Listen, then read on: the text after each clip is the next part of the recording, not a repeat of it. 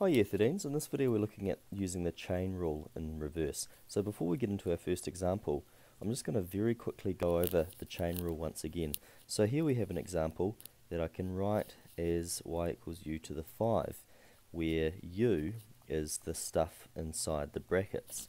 And to find the derivative of this, we've got to find dy by du, which is 5u to the 4, and we have to find du by dx, which would be 4x.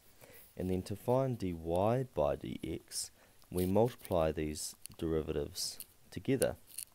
And so we end up with 20x, and instead of u, we can write the brackets, 2x squared plus 3, and that's all to the power of 5. So that's a quick revision of what the chain rule does. And I'll just draw your attention to the fact that when we do this, we end up with a product. So we have two things timesing together. We could also think of this as a function of a function. And that's our first step in identifying where we should use the chain rule in reverse. If we have an integral that is made up of a product, that may be a suggestion or a hint that you want to use the chain rule in reverse here.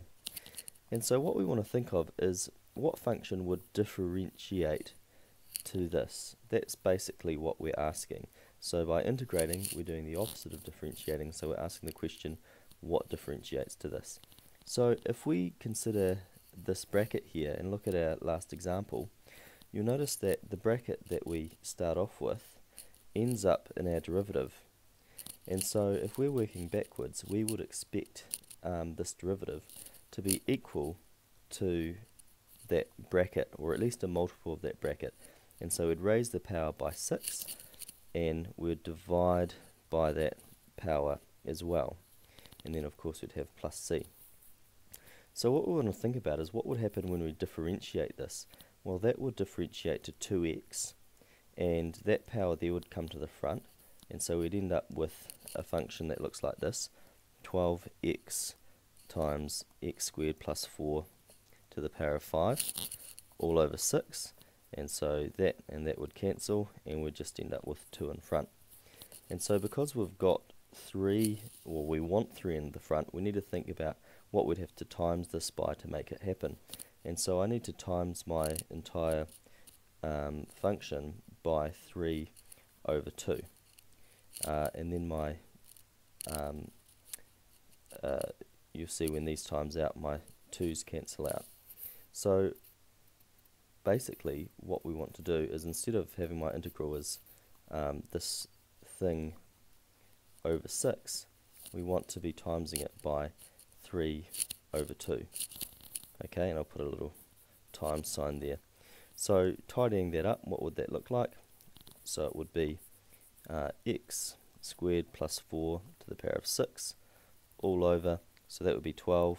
3 divided by 12 is 4, so it will be all over 4 plus c. Okay, so we'll check that this differentiates correctly. So if that's our function, then we'll just check by differentiating to make sure we've got the right answer. So we'd have 6 times 2x times x squared plus 4 to the power of 5, all divided by 4. And so that there would make 12, and 12 divided by 4 is 3.